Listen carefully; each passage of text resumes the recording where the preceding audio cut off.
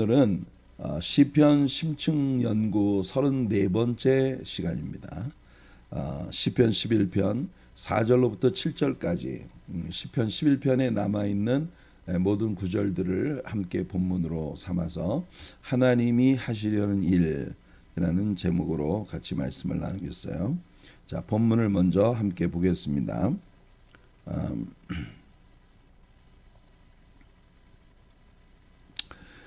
여호와께서는 그의 성전에 계시고, 여호와 하나님은 여호와께서는 그의 성전에 계십니다. 여호와의 보좌는 하늘에 있으며 그의 눈이 인생을 통촉하시고, 하늘에 계신 여호와의 보좌는 하늘에 있습니다.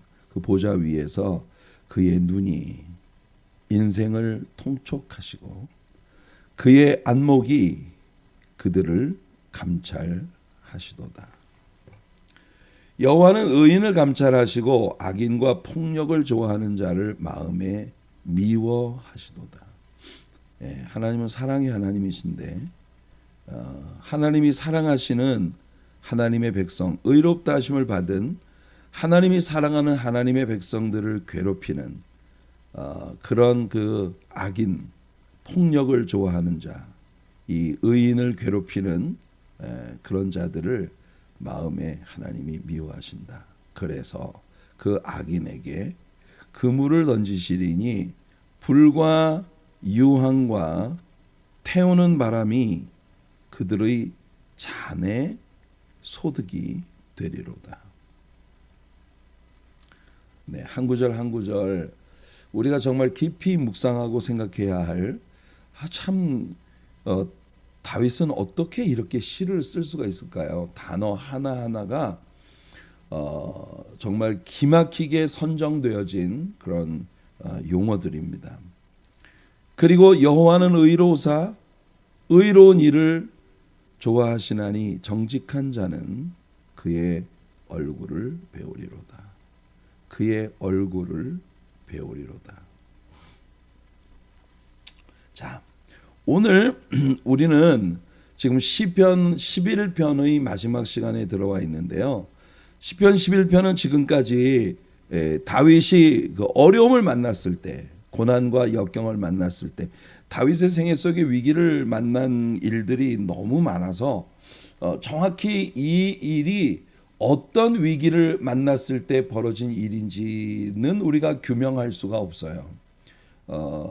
하지만 그런 어려움이 다가왔을 때 다윗이 선택한 일, 우리는 다윗이 피하여 도망하는 것보다는 여호와 하나님께로 들어가서 오히려 그 모든 것들을 여호와 하나님의 시각으로, 더 높은 곳에서 하나님의 시각으로 조망할 수 있는 그런 높은 신앙의 어떤 그 깊이를 더해가는 그런 길을 선택했다는 걸 우리가 배웠습니다.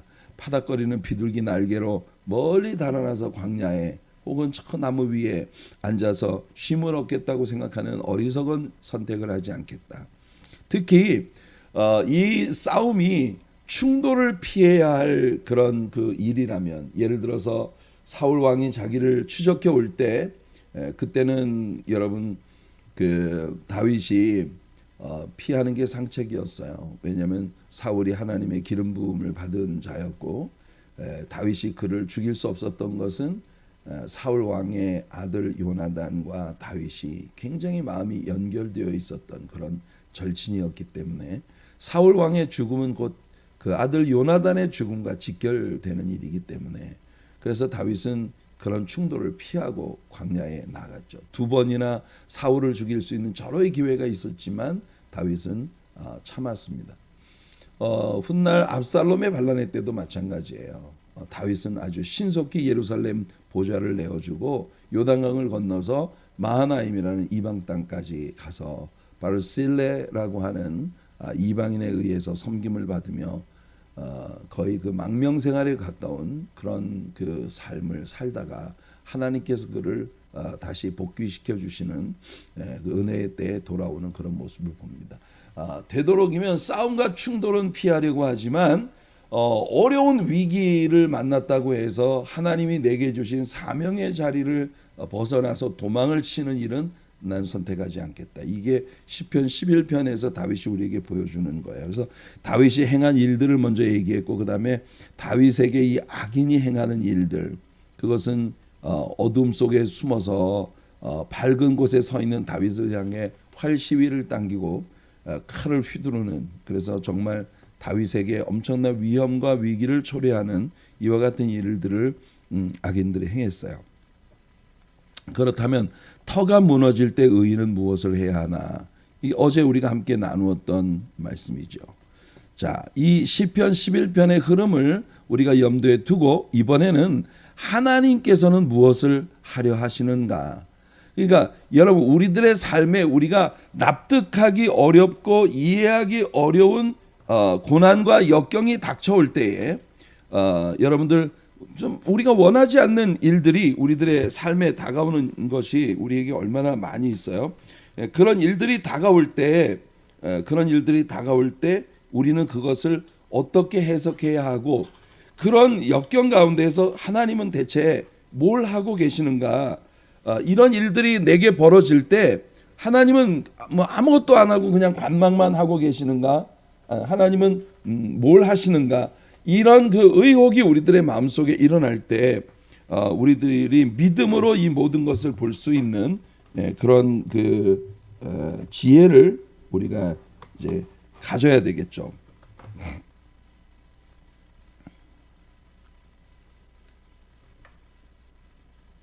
그래서 하나님께서 하시려는 일이 뭐냐? 도대체 이런 그 환경 가운데에서 하나님은 무슨 일을 하려 하시는가? 죄송합니다. 잠깐만요. 이게 아주 불편해서. 이런 위경에 처했을 때 하나님은 대체 이 일들을 통해서 무슨 일을 해내려 하시는가 하는 것을 이 시가 우리들에게 보여주고 있다. 많이 넘어갔네요, 그 사이에. 여기였습니다. 우리가 여기서 여러분 우리의 시선의 변화가 우리에게 필요하다는 걸 다윗은 얘기하고 있는 거예요. 우리가 우리의 환경을 바라보면 우리의 주변에 있는 circumstances, 우리들의 환경을 바라보면 문제들이 보여요. 이게 지금 다윗의 시선인 거거든요. 우리가 이 주변 환경, 사람들을 보고 우리에게 벌어지는 일들을 보면 항상 문제투성이에요. 다윗의 인생은 거의 그 문제투성이의 삶이었다는 걸 우리가 다윗의 생애를 통해서 이미 배웠지 않습니까?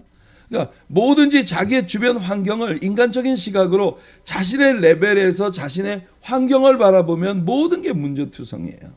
그런데 우리가 하늘 위를 바라보면 하늘 위에 높은 보좌 위에 계신 하나님을 믿음으로 바라보면, 우리가 우리 하나님을 믿음으로 바라보면 그 하나님 안에서 모든 해답들이 보인다. 이것이 성경이 우리들에게 가르쳐주고 있는 시편 11편을 통해 다윗이 우리들에게 가르쳐주고 있는 아주 중요한 가르침이에요. 여러분, 하나님의 보좌를 믿음으로 바라보세요. 하나님의 보좌를 믿음으로 바라보면 거기에 하나님이 보이고 그 하나님의 시선으로 우리의 삶의 모든 주변들을 바라보면 해답들이 보입니다. 우리가 우리의 주변을 우리 인간적인 시선으로 바라보면 문제들밖에 없어요. 모든 게 문제들이에요. 문제들이 꽉 들어찼어요. 그러나 우리가 하나님을 뵙고 하나님의 시선으로 나의 삶을 다시 조망해 볼 때 거기에 여러분 해결의 방법이, 해결의 열쇠가 보이는, 해답들이 보입니다. 여러분, 솔루션이 그 안에 있다는 걸 우리가 볼 수 있는 겁니다. 다윗은 이제 여호와 하나님을 바라봅니다. 믿음으로 여호와 하나님을 바라봅니다. 하나님을 바라보니 오늘 우리가 찬양한 것처럼 하나님은 여전히 보좌에 계시고 하나님께서 좌정하고 계시며 여전히 하나님은 룰러예요. 하나님은 통치자이세요. 주의 보좌에 여전히 앉아 계셔서 모든 것들을 주님의 선하신 뜻대로 주관하고 계신 주님을 보면 우리는 주님 앞에 잠잠할 수밖에 없다. 그래서 오늘 아침 우리가 이 찬양을 부른 거예요. 오직 여호와는 그 성전에 계시니 온 땅은 그 앞에서 잠잠할지니라. 여호와 하나님은 성전에 계셔요. 여러분, 하나님은 여전히 주의 성전에서 사랑하는 자녀들의 예배를 받으시고 그의 보좌 위에 앉아 계십니다. 이걸 본 게 누구예요? 이사야 선지자예요. 이사야 선지자는 우시야 왕이 죽던 해에, 이 우시야 왕이 죽던 해라고 하는 것은 아마 유대 나라의 거의 그 인간적인 의미에서 마지막 태양이 지고 있는 그런 시점이었다. 이렇게 사람들에게 해석되고 있었던 그런 때입니다. 우시야 왕은 굉장히 선한 왕이었고 하나님을 잘 섬기려고 하는 그런 왕이었어요. 굉장히 정치적인 역량이 커서 우시야 왕의 통치 아래에서 유다 나라는 굉장히 강력한 나라로 일어날 수 있었어요. 그런데 그 우시야 왕에게 갑자기 교만이 들어서 오직 제사장들에게만 이제 주어진 그 권리인 하나님의 제단에서 분향을 하는 일을 제사장이 아닌 왕이 행하려고 할 때에 하나님께서 기뻐하지 않으셔서 결국 우시야 왕의 온몸에 문둥병이 나게 되고 이 일로 말미암아 우시야 왕은 그 아들 요담을 왕위에 앉히고 뒤에서 대리 청정을 하는 그런 그 형태로 마지막 시간들을 보내다가 결국 우시야가 죽었어요. 그 우시야가 죽으니까 유대 나라 사람들은 자연히 이제 끝났다. 이 모든 것이 이제 끝났다. 희망이 없다. 우리 유대 나라는 도대체 이제 희망이 없다. 이렇게 생각하고 있을 때 이사야 선지자가 성전에 들어갔어요. 내가 본즉 사람이 어떤 시선을 가지고 어디를 바라보느냐, 이게 중요한 겁니다. 내가 보니 주께서 높이 들린 보좌에 앉으셨고 그의 옷자락은 성전에 가득하였더라. 여러분, 이게 뭐냐? 이사야가 지금 주의 성전에 들어간 거예요. 이사야가 성전에 왜 들어갔겠어요? 예배를 하기 위해서. 그러니까 모든 사람이 실망하고 낙심할 때 이 이사야 선지자는 예배를 선택한 겁니다. 예배를 선택한 거예요. 여러분, 이게 지혜거든요. 다윗도 지금 오늘 시편 11편에서 같은 말을 하고 있는 거예요. 왜 나보고 도망을 하라 그래? 왜 나보고 비둘기 날개 치며 먼 곳으로 피하라고 해? 나는 여호와 하나님 안으로 피했어. 그러니까 여러분, 이 다윗이 선택한 건 뭐냐면은 예배예요. 하나님을 난 예배하겠어. 하나님의 임재 가운데 하나님을 예배하며 보니 여전히 보좌 위에는 우리 하나님이 앉으셨어요. 우리 주님의 보좌 위에는, 보좌는 비어 있지 않습니다. 왕이 죽어도 세상이 끝나도, 여러분이 세상에 전쟁이 일어나고 자연재해들이 오고 여러 가지 질병이 오고 사람이 감당하기 어려운 모든 문제들이 일어날 때 우리들의 확신은 뭐냐? 여전히 주님은 보좌에 앉아 계시고 여전히 주님께서 모든 것들을 take control 하고 계시다고 하는 걸 우리가 믿어야 되는 겁니다. 하나님의 보좌에, 그리고 옷자락이, 주님의 옷자락이 성전에 가득했었다. 스랍들이 모시고 섰는데 각기 6날개가 있어 그 둘로는 자기 얼굴을 가리고 둘로는 자기 발을 가리고 둘로는 날며 서로 불러 이르되 거룩하다 거룩하다 거룩하다. 꼭 이렇게 그 거룩하다 holy holy holy 3번 하는 것은 하나님께서 삼위 하나님이시기 때문일 거예요. 만군의 여호와여 그의 영광이 온 땅에 충만하도다 하였더라. 그리고 이같이 화답하는 자의 소리로 말미암아 문지방의 터가 요동하며 성전의 연기가 충만한지라. 성도 여러분, 우리가 하나님의 집으로 들어갈 때 성전은 하나님의 임재의 연기로 충만한, 이걸 우리가 뭐라고 말합니까? 쉐키나, 시카이나. 이 시카이나로 하나님의 임재의 영광이 하나님의 성전에, 우리가 여러분 예배를 드릴 때마다 사모해야 되는 게 이거예요. 우리가 주님을 예배할 때 우리가 우리의 성전 안에서 하나님의 임재의 연기가 자욱한 그리고 하나님의 옷자락이 성전 가득히 드리고 있어. 우리가 주님의 옷 속으로 들어가는 그런 영광을 늘 기대하며 하나님을 예배하는 그런 예배자들이 되시기를 간절히 바랍니다.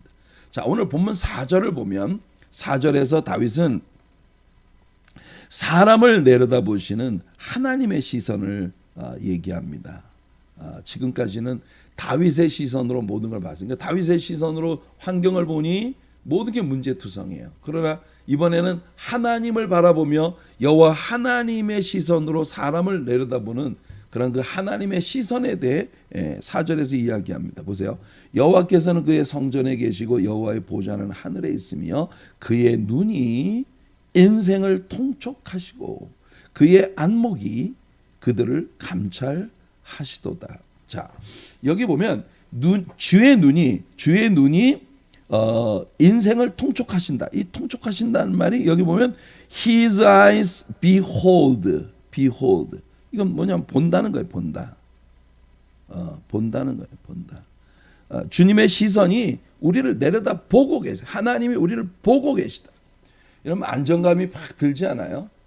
여러분 어린 시절에 깜깜한 그 시골길을 막 걸어서 집으로 가고 있는데 저 멀리 엄마의 목소리가 들립니다. 석진이나 얼른 와, 조심해서 와, 돌에 걸려 넘어지지 않게 하고 엄마가 저 멀리서 나를 부르며 나를 바라보고 계시다는 그게 우리 엄마가 뭐 그렇게 힘이 있으시겠어요? 젊은 여자분이. 그렇지만 그 엄마가 나를 보고 있다는 게 얼마나 위안이 돼요. 엄마가 저기 앞에 있구나. 그래서 막 이제 우리가 마음이 편해서 이제 뛰어가죠. 여러분, 하나님을 믿는다는 게 바로 그런 거거든요. 하나님을 믿는다는 게 바로 그런 거예요. 여러분, behold, 주님께서 나를 oversees, 나를 이렇게 내려다보고 계신다. 너무나 놀라운 축복이에요. 주님의 눈이 인생을 통촉하신다. 원래 이 통촉한다는 말은 understanding이거든요.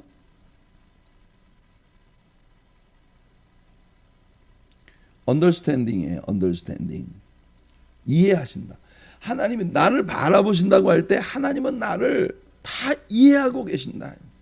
나를 보시니까 내가 얼마나 약한지, 내가 얼마나 어려운 환경에 있는지, 내가 무슨 일을 당했는지 하나님이 다 보셔요. 그런데 그의 안목이 그들을 감찰하신다고 할 때 이건 좀 다른 용어예요. 우선 그의 안목이라는 말이 His eyelids라고 돼 있어요. 킹 제임스 버전에 보면 뉴 킹 제임스에 His eyelids. 이 eyelids라고 하는 건 뭐예요? 속눈썹을 말하거든요. 속눈썹. 왜 속눈썹을 얘기할까요? 이건 보다 더 그냥 눈으로 일견 보는 거. 우리가 눈으로 그냥 육안으로 이렇게 일견 보는 것과 그다음에 이 eyelids라고 하는 표현은 그의 안목. 이 안목이 참 기막힌 번역인 것 같아요. 그 뭐냐면 좀 더 깊은 디테일을, 우리의 삶에 깊은 디테일을 들여다보시는 그런 안목을 주님이 갖고 계시다는 건데 그들을 감찰하신다고 했어요. 이 감찰한다는 말이 뉴 킹 제임스 버전에 보면 테스트라고 되어 있어요. 테스트. His eyelids test sons of men. 사람의 아들들. 그러니까 인자. 이 모든 인생들을 우리 하나님의 깊은 안목이 뭘 하고 계시냐? 테스트를 하고 계시다. 테스트. 이 단어가 왜 영어 성경에는 테스트라고 돼 있고 한글 성경에는 감찰이라고 돼 있을까요? 이 감찰하신다 혹은 테스트라고 번역되어진 히브리어 원어가 뭐냐면 바하입니다. 바하. 이거는 카가 아니고 바하. 독일어의 쥐꼬리 발음이에요. 쥐꼬리 발음. 그 최하 하는 소리. 할 때 바하. 이 바하라고 하는 이 단어가 무슨 뜻이냐면요. 금속을 불에 단련시키는 일입니다. 여러분 대장장이들이 불 속에 쇠를 넣어서 막 빨갛게 달궈가지고 그냥 망치로 두드리면은 내가 원하는 대로 주물럭주물럭 이렇게 쉐이핑이 가능한 그런 쇠를 그냥 불 속에 담갔다가 그다음에 내가 원하는 쉐입을 만들고 난 다음에 물 속에다가 팍 집어넣어서 슉 이렇게 식혀서 단련을 시키죠. 그러면서 이 쇠가요 무쇠덩이가 되는 거예요. 무쇠덩이. 칼이나 도끼나 아주 이빨이 날카로운 견고한 연장이 된단 말이죠. 그래서 여러분, 이 금속을 불에 단련시키는, 그러니까 이 말은 무슨 뜻이냐 하면은 우리는요, 우리에게 다가오는 환경을 그냥 그 환경 자체로서 봐요. 그런데 하나님의 더 깊은 안목은 뭘 보느냐? 이 어려운 환경이 내 사랑하는 석진이를, 내 사랑하는 아무개를 내가 원하는 아름다운 나의 도구로 연단시켜주는 역할을 하고 있다는 걸 주님은 살피신다는 겁니다. 그러니까 하나님은요, 우리들의 삶에 다가오는 모든 시련과 연단을 그냥 확 없애주시는 게 하나님 뜻이 아니고, 그 시련과 연단을 받으면서 기왕 연단받고 고난받는 거, 그 연단과 고난을 통해서 내가 취해야 할 모든 하나님의 축복을 알뜰하게 우리가 받아낼 수 있기를 하나님이 원하신다는 말입니다. 바한, 여기 니예요. 바한. 그러니까 이 바한이라고 하는 이 단어가 가지고 있는 의미는 하나님도 다 알고 계세요. 우리가 고난받는지 연단받는지 어려움 당하는지 다 알고 계세요. 그런데 하나님은 바한, 그 모든 것들이 우리를 연단시키고 재련시켜서 하나님 앞에 정말 믿음의 영웅들이 되도록 우리를 새롭게 만들어 가시는 중이라는 걸 다윗은 본 거예요. 그러니까 여러분, 우리가 우리 자신의 시선만 가지고 우리의 삶을 들여다보면 항상 억울하고 힘들고 어려운 것밖에 없어요. 그런데 우리를 바라보는 하나님의 시선 속에는, 그래 석진아 많이 힘들지? 좀만 더 참아. 이 시련이, 이 어려움이 너를 더 깊고 더 견고하고 더 아름다운 내 종으로 만들어가고 있는 거야. 이렇게 하나님께서 우리들을 그런 눈으로 바라보고 계시다. 여러분 꼭 기억하세요. 우리가 우리 자신의 시선으로 우리의 주변에 있는 환경들, 나의 현실들을 우리의 시선을 가지고 바라보면 언제나 문제투성이에요. 그러나 하나님의 시선을 가지고 바라볼 때 하나님은요, 첫째 우리를 understanding, 통촉하신다. 그리고 두 번째, 그는요, 이 어려움이 내 삶에 가져오는 유익들, 박한, 금속을 불에 단련시키는 것처럼 우리를 연단시키는 이 시련이 가지고 있는 아름다운 효과를 하나님은 충분히 이 시련이 발휘할 수 있도록 그렇게 사용하신다는 거예요. 참 멋진 일 아닙니까, 여러분? 우리가 맞이하는 시련과 고통 그 너머에서 우리를 바라보시는, 우리의 모든 영적 유익과 성숙의 은혜를 우리에게 주시기 위해서 그런 일을 겪도록 다소 하나님께서 우리를 그냥 내버려 두시는 것처럼 그 연단 속에 우리를 푹 담그시는 그런 하나님의 눈동자 속에 담긴 우리를 향한 주님의 진정한 사랑을 우리 생각해야 해요. 예레미야 선지자가 이렇게 말을 합니다. 예레미야 17장 10절, 나 여호와는 심장을 살피며 폐부를 시험하고 각각 그의 행위와 그의 행실대로 보응하나니. 하나님은요, 우리의 깊은 내면에 있는 우리의 심장과 폐부를 살피시는 하나님이시다. 요한계시록 2장 23절 하반절에서 모든 교회가 나는 사람의 뜻과 마음을 살피는 자인 줄을 알지라. 여러분, 여호와 하나님은요, 사람의 뜻, 생각 속에 있는 그 사람의 뜻과 마음을 살피시는 분. 인간의 마음에 가지고 있는 뜻과 또 생각, 이걸 살피시는 분이다. 하나님은요, 우리가 입으로 말하는 거에 속지 않으세요. 우리 내면에 어떤 모티브가 숨어 있는가, 그거 하나님은 불꽃 같은 눈으로 다 들여다보시는 분이시다. 그 하나님의 시선을 믿는 저와 여러분들이 되기를 바랍니다. 사탄은요, 우리에게 다가온 모든 환경적인 시험들을 통해 우리를 부수려는 게 사탄의 목적이에요. 하지만 하나님은 우리가 맞이하는 모든 시험을 통해서 우리들의 믿음이 영웅적인 그런 더 견고하고 큰 것을 견뎌낼 수 있는 그런 믿음의 영웅들로 우리가 히브리서 11장에 보면은 믿음의 명성의 전당이 나오지 않습니까? Hall of Faith, Hall of Fame이 아니라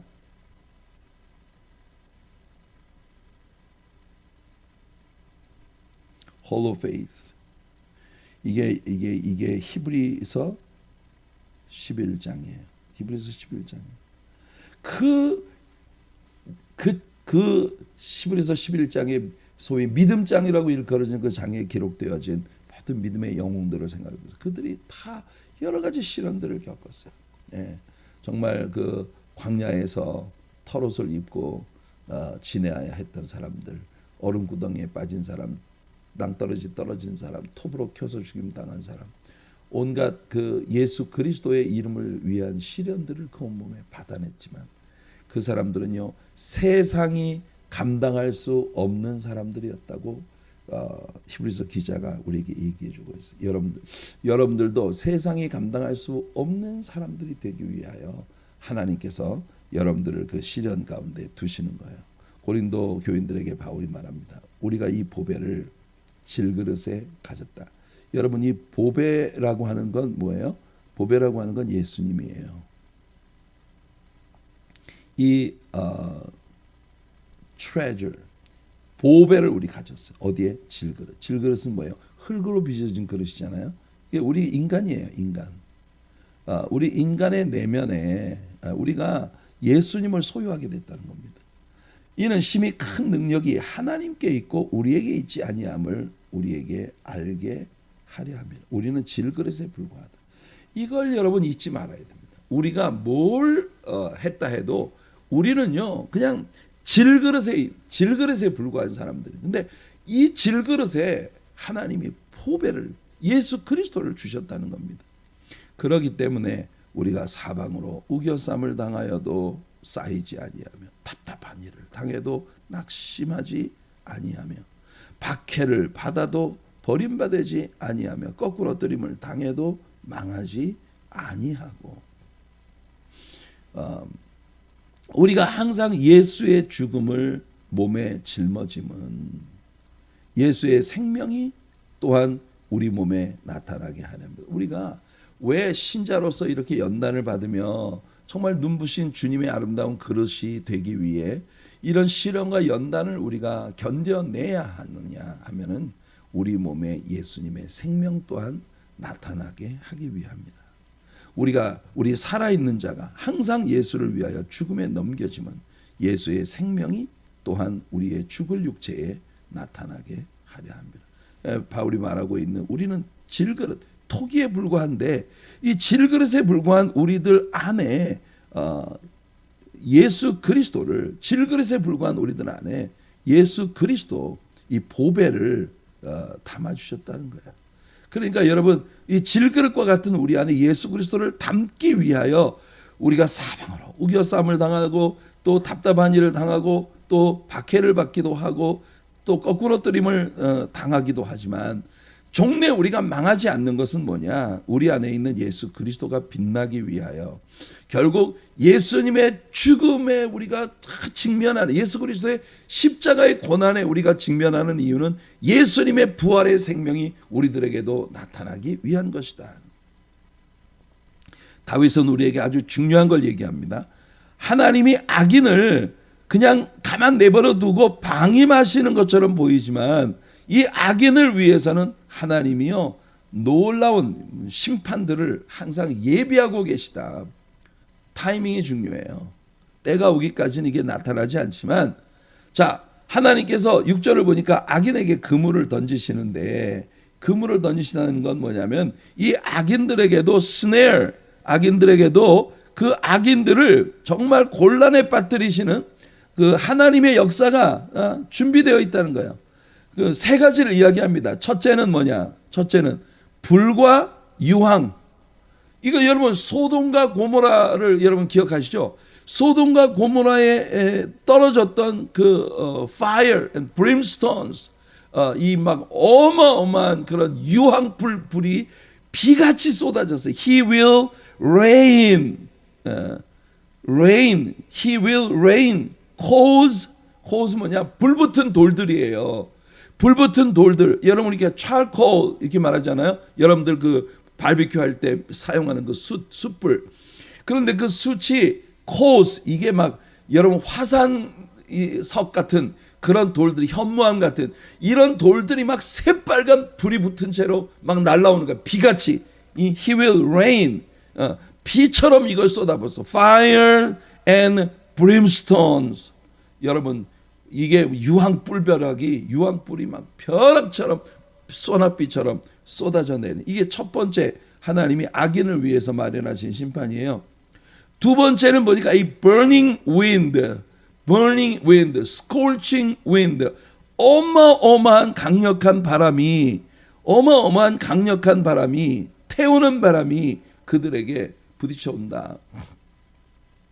우리는요, 모세가 광야를 지날 때에 그 광야에서 막 어마어마한 뜨거운 그 광야의 열풍을 맞이하면서 살았었을 것을 우리는 생각할 수 있습니다. 맹렬한 바람, 다윗도 사울 왕의 그 집요한 추적을 피해 사막에서 방황하고 있을 때에 아마 태우는 바람, scorching wind 혹은 burning wind라고 불리워지는 이 어마어마한 그 불같은 바람을 경험했을 거예요. 시편 18편을 여러분들 읽어보시면 다윗은 바로 그가 광야에서, 사막에서 이 불같은 광풍과 마주했었던 이야기를 다루고 있는 것을 우리 볼 수 있습니다. 그리고 세 번째로 하나님은 뭐냐, 이 어마어마한 뜨거운 열풍이 불어오는데 그 바람이 그들의 잔에 소득이 될 것이다.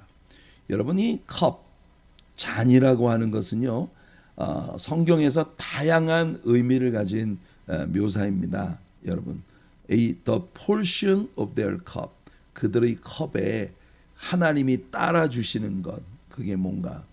여러분, 성경에서 잔을 마신다는 건요, 굉장히 다양한 의미를 가져요. 당연히 여러분들은 시편 23편에 내 잔이 넘치나이다 라고 하는 다윗의 노래를 기억할 거예요. 그럴 때는 우리들의 잔이 뭐예요? 우리 주님의 승리의 기쁨을 함께 누리는 환희의 잔이에요. 굉장히 페스티브한 그런 아주 환희의 잔을 하나님이 우리에게 채워주시는 거겠죠. 하지만 성경의 특히 예언적인 말씀에서 많은 경우 이 잔은, 이 컵은 하나님의 진노를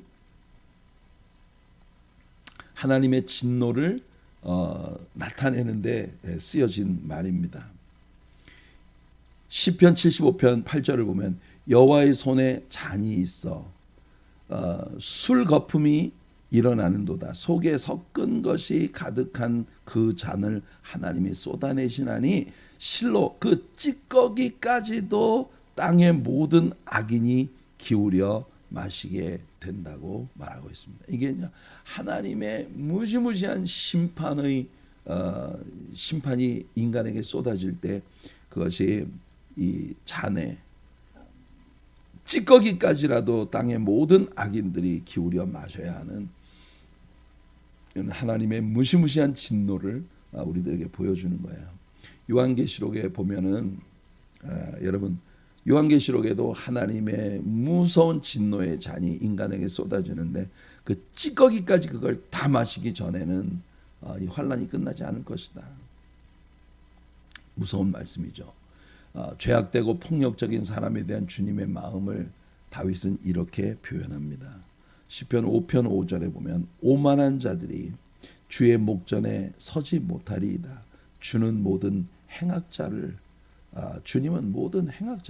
미워하시며. 우리가 이 말씀을 공부할 때 얘기했어요. 성경에서 하나님은 언제나 사랑이라고 하시는데 사랑이 넘치는 그 하나님이 누군가를 미워한다는 말씀을 하시는 것은 정말 가슴 아픈 일이죠. 여러분들이 이 하나님의 미움의 대상이 되는 일은 꿈에라도 여러분들에게 생기지 않길 바라요. 하나님이 여러분들을 미워해야 되는 그런 자리에 여러분들이 절대로 서지 않으시기를 바랍니다. 우리 하나님은 사랑이 그 하나님의 사랑의 단비를 늘 맞는 그런 여러분들이 되시기를 축복합니다. 자, 이제 마지막으로 이 시에서 이 다윗은 자기 백성들을 위한 하나님의 계획이 뭔가? 오늘 우리들의 제목이 뭐예요? 하나님이 하시려는 일은 대체 뭐냐?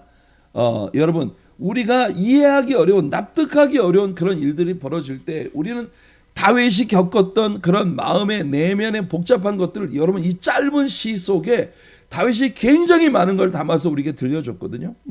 인간 사이드에서는 이렇게 힘들고 어려운데 그러면 하나님은 대체 이 모든 일들 속에서 뭘 하시려는 것인가?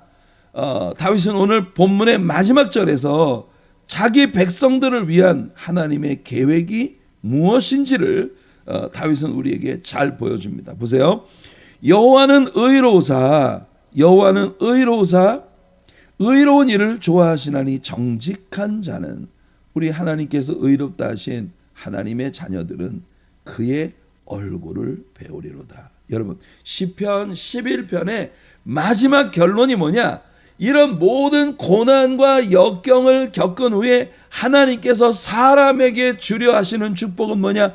우리로 하여금 주의 얼굴을 뵙게 한다는 거예요. 우리 주님 우리로 하여금 주의 얼굴을 뵙는다. 여러분 왕정 통치 시대에 왕의 얼굴을 아련한다는 것은 이 사람이요 어마어마한 복을 받는 거예요. 왕에게 모든 것이 accept 되어지는, 왕에게로 들어가는 access, 이 왕에게로 들어가는 그런 길을, 허용된 길을 얻는다는 거거든요. 왕의 얼굴을 뵙는다. 이 왕정 통치 시대의 왕의 얼굴을, 우리가 한국에서는 왕의 얼굴을 뭐라고 얘기해요? 용안이라고 말해요. 용안. 이게 뭐 성경적인 컨셉을 가지고 있는 말은 아닙니다만 하나님의 얼굴을 뵐 때 하나님의 얼굴을 뵙도록 허용된다는 것은 여러분 하나님께 우리가 무엇을 구하든지 하나님이 우리의 기도를 들어주시는, 하나님께 acceptance, 용납된 사람들이다라는 그런 개념이거든요. 여러분 왕이 만일 어떤 신하에 대해 다시는 내 얼굴을 볼 수 없게 하라 이러면 그 사람은 그냥 사형 언도인 거예요. 다시는 내 얼굴을 볼 수 없게 해라. 다윗이 압살롬한테 그렇게 말을 했어요. 왕이 이르되 그를 그의 집으로 물러가게 하여 내 얼굴을 볼 수 없게 하라. 여러분 왕의 아들인 압살롬이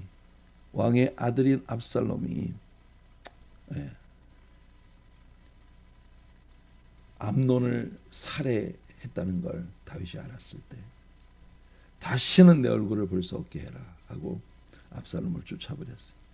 압살롬이 자기 집으로 돌아가고 왕의 얼굴을 보지 못하니라. 근데 이게 일정한 시간이 지나고 난 다음에 유야무야 압살롬이 다시 다윗에게 받아들여지는 그런 경우를 봅니다. 이게 참 우리가 다윗의 그 생애를 공부하면서 다윗이 저질렀던 아주 큰 실수 중에 하나였다는 걸 우리가 역사서를 공부하며 배운 바 있어요. 자, 그 다음에 하나님의 얼굴을 뵙는다는 거. 저는요 오늘 우리들의 말씀에 있어서 저는 이게 시편 11편에 다윗이 겪었던 큰 많은 파란과 역경과 아픔들을 통해서 다윗이 우리들에게 주는 게 바로 이거라고 저는 생각해요. 이게 여러분 민수기 6장 24절부터 26절인데 이것은요 하나님께 제사를 드리러 나오는 모든 성도들을 향하여 아론과 그의 아들 제사장들이 백성들을 향해 손을 들고 백성들을 이렇게 축복해라 가르쳐 주신 겁니다. 여호와는 내게 복을 주시고 너를 지키시기를 원하며 여호와는 그의 얼굴을 내게 비추사 은혜 베푸시기를 원하며 여호와는 그 얼굴을 내게로 향하여 드사 평강 주시기를 원하노라. 여러분 이게 예배를 드리러 성전에 나오는 모든 이들을 위해 아론 집안의 제사장들이 그 백성들 예배자들을 위해서 이렇게 축복하라고 하나님께서 가르쳐 주신 말씀이에요. 그게 뭐냐? 여러분들이 예배를 드리러 나올 때 주님의 얼굴을 알현한다는 겁니다. 여러분 이 얼마나 영광이에요. 주님의 얼굴이 여러분을 향하여 비추어 주시고 여러분 향하여 주님의 얼굴이 드사 평강 주시기를 원하노라. 이 민수기 6장 24절로 26절까지 말씀이 성부 하나님, 성자 예수님, 성령 하나님의 역사를 담고 있는 삼위일체 하나님의 축복을 담고 있는 축도 베네딕션이에요. 이것이 베네딕션, 그 하나님께서 예배자들에게 아론을 통해 축복하시는 그런 축도입니다. 축도. 이런 축복, 하나님의 얼굴이 항상 여러분은, 그러니까 지금까지 다윗이 이야기해온 다윗의 생애 속에서 그가 맞이했던 고난과 역경과 아픔들, 그런 모든 것들이 결국은 뭐예요? 하나님의 얼굴빛이 그를 향하여 비추도록 만들어주시는 하나님의 은혜로 귀결되고 있는 거예요. 할렐루야. 놀랍지 않습니까? 오늘 여러분들이 이 새벽에 예배를 드리잖아요. 이 새벽 예배를 통해 여러분들이 지금 하나님의 얼굴을 뵙는 겁니다. 자, 오늘 적용 말씀입니다. 마태복음 25장 34절. 그때 임금이, 예수님의 재림의 때의 일이에요, 그 오른편에 있는 자들에게 이르시되 내 아버지께 복받을 자들이여 나와 창세로부터 너희를 위하여 예비된 나라를 상속받으라.